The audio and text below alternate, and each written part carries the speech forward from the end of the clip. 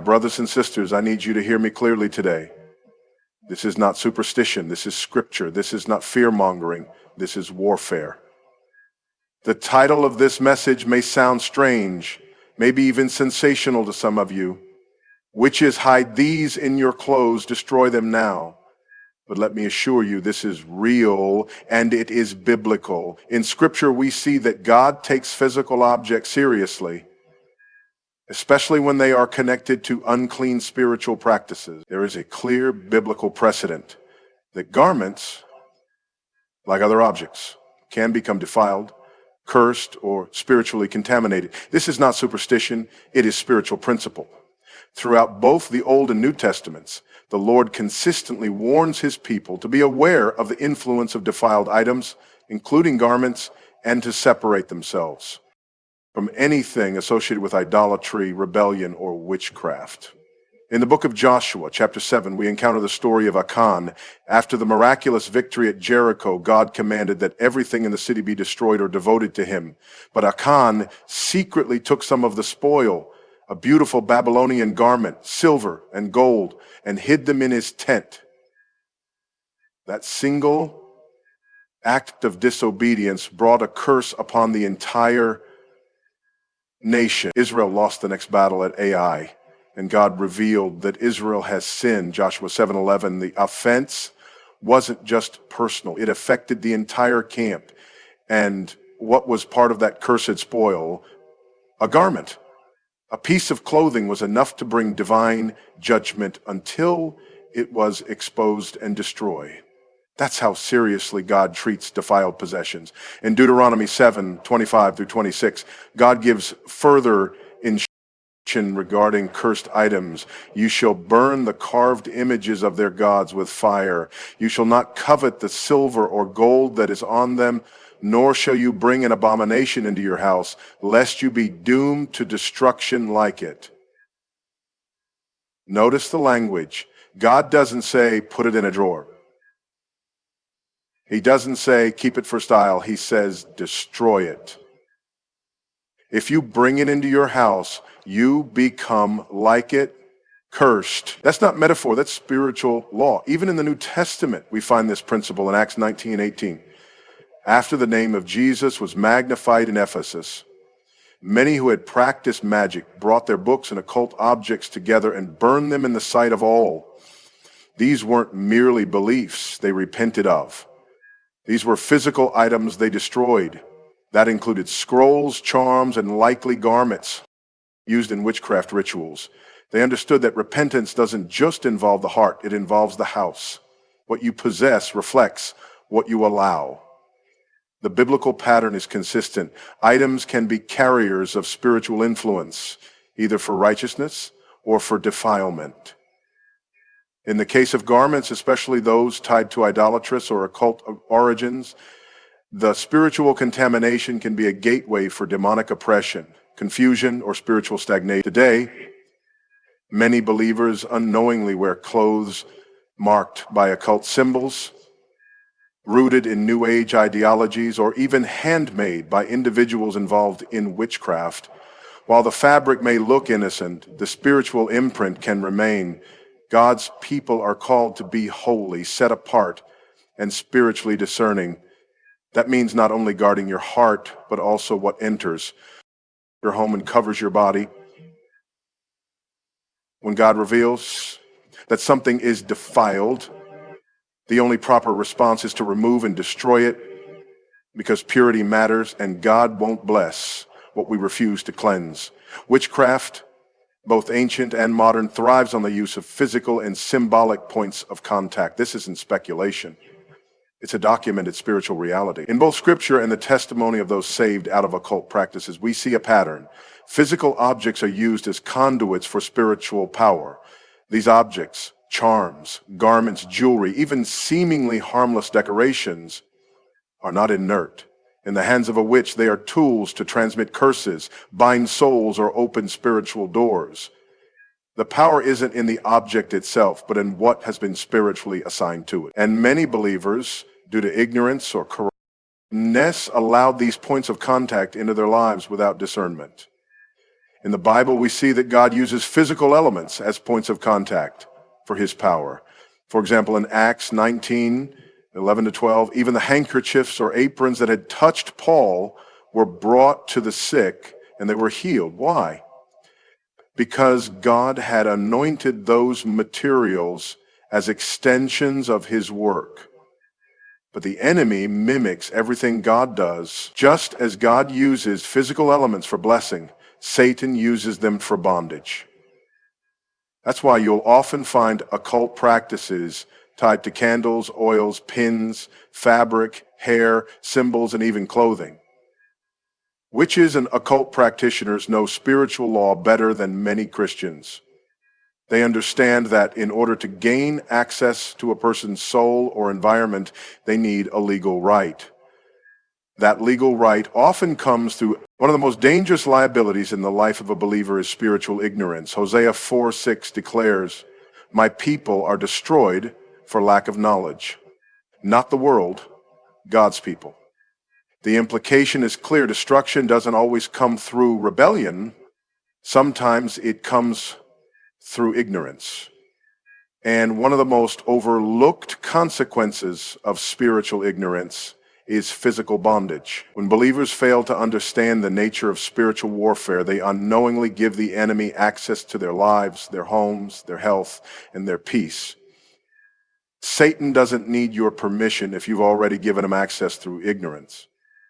Many Christians live under oppression, affliction, and confusion, not because God has failed them, but because they have failed to discern the spiritual roots of their struggles. They've dismissed, said biblical warnings as outdated, ignored the spiritual dimension of everyday life, and allowed unclean things into their possession, objects, relationships, entertainment, or clothing that open doors to the demonic realm. What they don't realize is that the devil is a legalist.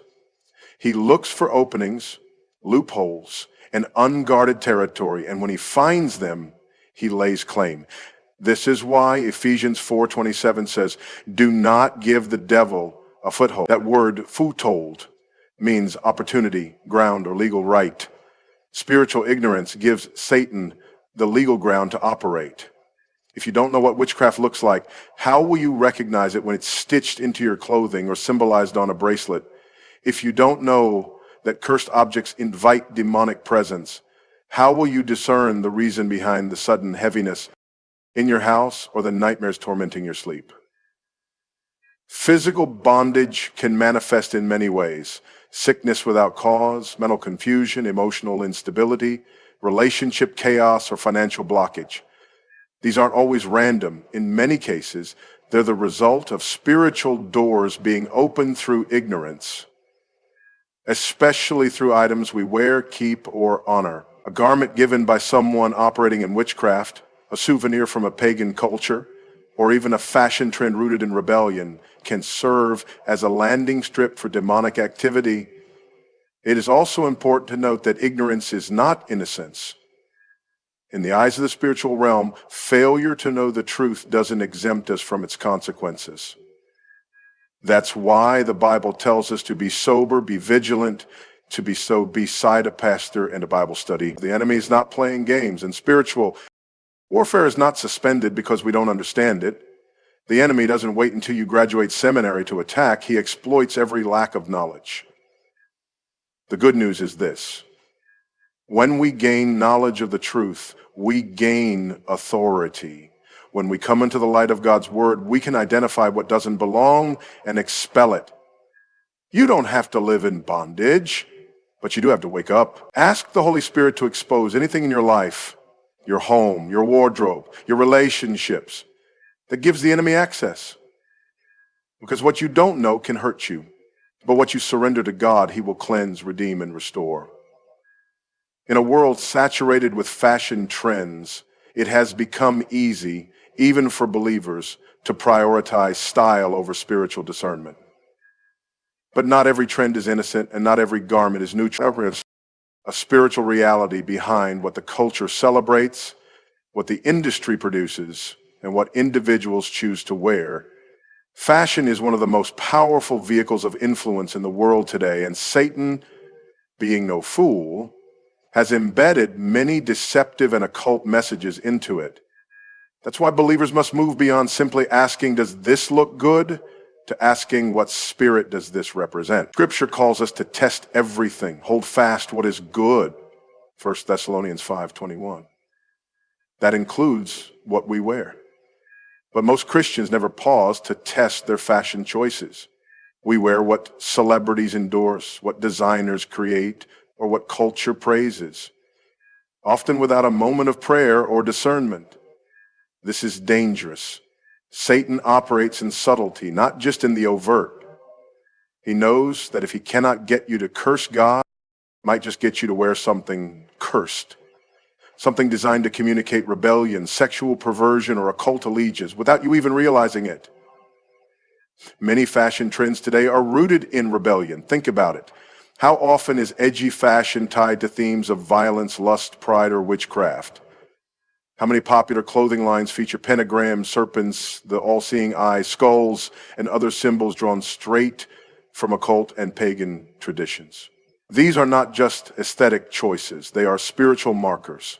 Wearing them, even unknowingly, can be like waving a flag in the spiritual realm saying, I agree with this.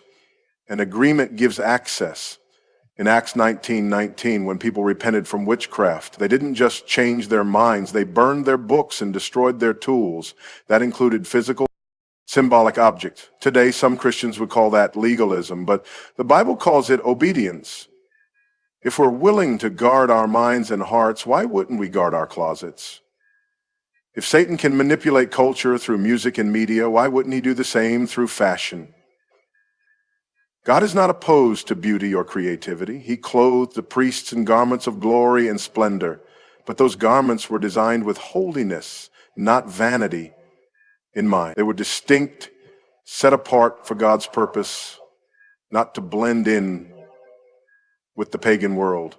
As believers, our clothing should reflect our identity in Christ, not the trends of a godless culture. That doesn't mean dressing in fear or shame, but in wisdom and discernment. We should be asking, who made this? What does this symbol mean? What message does this send? What spirit does it distract? The enemy is strategic. He knows that if he can't get you to join him willingly, he can get you to wear his agenda ignorantly. But we are not called to be conformed to the world. We are called to be transformed. Fashion should never have more influence on us than the Holy Spirit. Discernment is not optional for the believer, it's protection. So the next time you reach for that trendy outfit, don't just look in the mirror, look in the Spirit. Throughout Scripture, God consistently calls his people to separate from that which is unclean, unholy, and accursed. This is not merely about moral behavior, but about spiritual protection and alignment. One of the clearest examples is found in Joshua 7, when Israel was defeated at Ai because of one man's disobedience. Achan had taken what God called the accursed thing, forbidden plunder from Jericho, and hidden it in his tent. That one act brought judgment upon the entire camp. God didn't just call Achan to repentance. He called the entire nation to remove the defiled thing from their midst. Israel has sinned, God said, neither will I be with you anymore unless you destroy the accursed thing from among you. This principle has not changed. God still takes spiritual contamination seriously. He is a holy God, and he desires a holy people. The presence of unclean or cursed objects in a believer's life, whether knowingly or unknowingly, can block spiritual growth, invite demonic oppression, and hinder the work of the Holy Spirit. Many Christians cry out for breakthrough, revival, or clarity, but they've never stopped to ask if there's an Achan's tent in their home. Anything you've welcomed, bought, or kept that carries with it a spiritual assignment from the enemy. We live in a culture saturated with occultism, rebellion, and idolatry. Items that seem harmless, decorative statues, clothing with hidden symbols, jewelry with ancient meanings, books or music, can all serve as conduits for demonic activity. Satan is legalistic. He looks for entry points, and the presence of a cursed object can serve as an open door. That's why God commands us to examine our homes, our possessions, and our hearts with discernment. In Deuteronomy 7:26, he warns, "Neither shalt thou bring an abomination into thine house, lest thou be a cursed thing like it, but thou shalt utterly detest it, and thou shalt utterly abhor it, for it is a cursed thing." The process of purging is not just physical, it's spiritual warfare. It's a declaration that your home belongs to the Lord, not to idols or darkness. This isn't superstition, it's biblical obedience.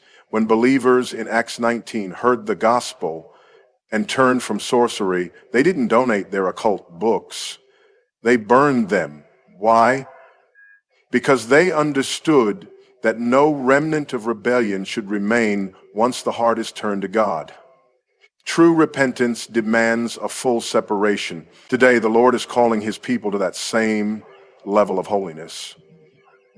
He is not just concerned with what we believe, but with what we tolerate. Have you asked the Holy Spirit to reveal anything in your house that grieves him?